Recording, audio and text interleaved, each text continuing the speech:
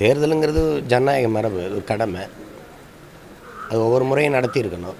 ஏதோ பல காரணங்களால் நீண்ட காலமாக நடக்கலை எழுத்தாளர் சங்கத்துக்கு. மற்ற சங்கங்களுக்கு, இப்போ இயக்குனர் சங்கங்களுக்கெல்லாம் முறைப்படி நடந்து கொண்டு வந்துட்டு இருந்தது.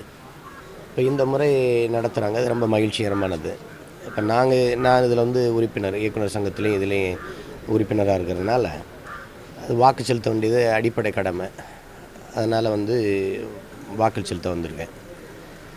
ஏன்னா இந்த சங்கங்கள் அதிகமாக இப்போ கேரளாலெல்லாம் எழுத்தாளர்களை வச்சு தான் திரைப்படம் தீர்மானிக்கப்படுது. முதல்ல ஒரு படத்தை எடுக்கணும்னு நினைக்கிற தயாரிப்பாளர் முதல்ல அவர் ஒப்பந்தம் செய்கிறது எழுத்தாளரை தான். அதனால தான் அங்கே தரமான படங்கள் வந்து கொண்டு இருந்தது. மிகச்சிறந்த எழுத்தாளர் ங்கிறது போற்றப்பட்ட ஒரு சமூகத்தில் சிறந்த படைப்பு வரும். ஆனால் இங்கே அப்படி இல்லை. அப்போ எழுத்தாளர்களுக்குன்னு ஒரு சங்கம் இருந்து அவர்கள் உரிமைக்காக, அவர்களுடைய நலனுக்காக செயல்படுவதற்கு, பாடுபடுவதற்கு ஒரு அமைப்பு தேவைப்படுது. அதுக்கு தான் இப்போ பெரும்பாலும் இப்போ நான் இயக்குனர், இப்போ எங்கள் அண்ணன் இயக்குனர், அவர் இயக்குனர் சங்கத்தில் இருந்தாலும் நாங்கள் எழுத்தாளர் சங்கத்திலையும் அது இருக்கிறது காரணம் இன்னும் கூடுதல் வலிமை வேணுங்கிறதுனால தான் அதை பிரித்து எழுத்தாளர்களுக்கு என்று தனி சங்கம் இருக்குது. இதில் கவிஞர்கள், வசனகர்த்தாக்கள், திரைக்கதை வசனகர்த்தாக்கள், இப்படி எல்லாருமே அதில் அங்கத்தினராக, உறுப்பினராக இருக்கிறாங்க. இப்போ இந்த தேர்தல் மூலம் இது ஒரு வலிமையான அமைப்பாக வரும். இங்கே இருக்கிற நலிந்த திரைக்கலைஞர்கள், எழுத்தாளர்கள், பாடலாசிரியர்களுக்கு அவர்களுக்கான நலனை பேணுவதற்கு, எதிர்காலத்தை பற்றி அவர்களுக்கு ஒரு நல்ல ஒரு வசதியான வாழ்வை, வறுமை இல்லாத ஒரு எதிர்காலத்தை அமைத்து கொடுக்கறதுக்கு இது சரியான வாய்ப்பாக இருக்கும்னு நான் நினைக்கிறேன். தென்னிந்திய திரைப்பட எழுத்தாளர்கள் சங்கத்தினுடைய தேர்தல் நீண்ட நெடுங்காலத்துக்கு பிறகு இன்றைக்கி நடக்குது. ஏன்னா நானே 26 வருஷமாக அந்த சங்கத்தில் உறுப்பினர். 26 வருஷமாக நான் தேர்தல் பார்த்ததே இல்லை. இன்னும் சொல்லப்போனால் மூத்த உறுப்பினர்களை கேட்டால் அவங்களும் தேர்தலை பார்த்ததில்லை. மிகப்பெரிய ஒரு இடைவெளிக்கு பிறகு இன்றைக்கி தான் தேர்தல் நடக்குது. இந்த தேர்தலில் புது வசந்த மணி அப்படின்ற ஒரு பேரில் நான் தலைவராகவும், திரு வி.சி. குகநாத் சார் அவர்கள் செயலாளராகவும் போட்டிடுறோம்.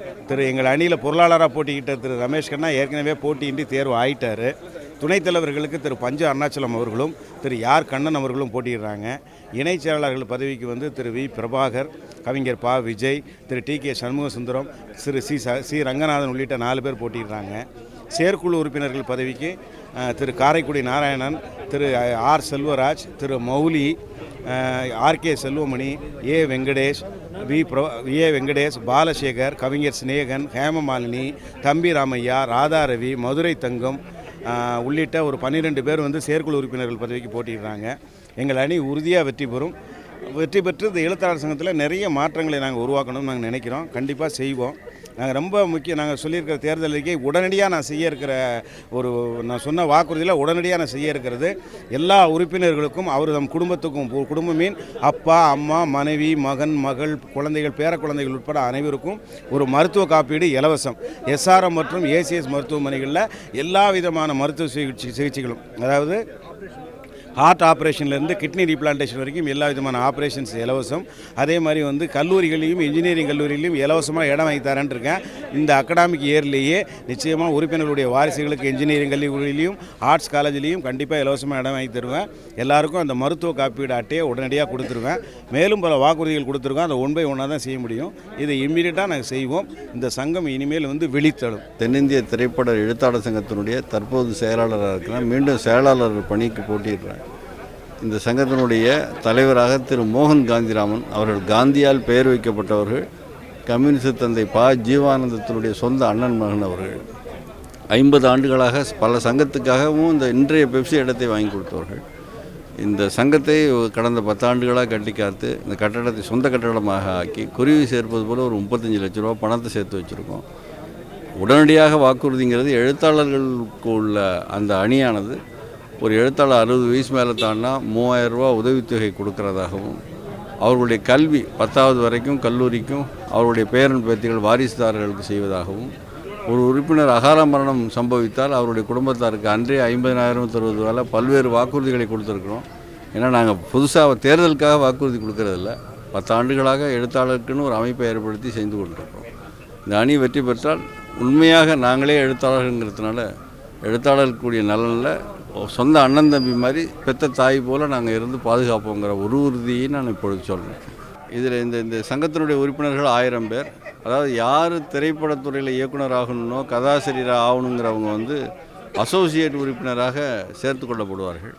அவருடைய பெயர் அந்த பட விளம்பரங்களில் வந்தவுடன், அதாவது விளம்பரம்னா படம் வெளியாகி வந்ததுக்கப்புறம் அவர்கள் மெம்பராகவோ அல்லது லைஃப் மெம்பராகவோ ஆக்கப்படுவார்கள். மெம்பர் ஆகிறதுக்கு அசோசியேட் மெம்பராக 7,000 ரூபாயில் சேர்த்துக்கொள்ளப்படுவார்கள். மெம்பராக 20,000 ரூபாயும், லைஃப் மெம்பராக 30,000 ரூபா வாங்குகிறோம். இருக்கக்கூடிய 23 அசோசியேஷன்லேயே மிக குறைவான தொகை வாங்குறது எங்களுடைய அசோசியேஷன் தான். இதில் எழுத்தாளர்னு யார் கதை எழுதியோ அல்லது வார இதழ்கள் எழுதியோ, தொலைக்காட்சிகளை பணிபுரிந்தோ, திரைப்படத்துறையில் பணிபுரிந்தோ எழுத்து அனுபவம் உள்ள எல்லாரும் எழுத்தாளர் சங்கத்தில் உறுப்பினர் ஆகுவதற்கு தகுதியுடையவர்கள்.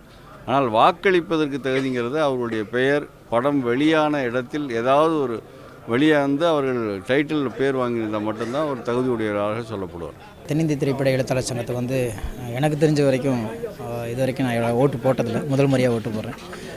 ஏறத்தாழ 20-25 வருஷங்களுக்கு பிறகு இன்றைக்கி தேர்தல் அறிவிச்சிருக்காங்க. பலமுறை தேர்தல் அறிவிக்கப்பட்டும் ஏதோ ஒரு காரணத்தினால வேண்டி அது நிறுத்தப்பட்டும், தடை செய்யப்பட்டும், தவிர்க்கப்பட்டும் இருந்தது.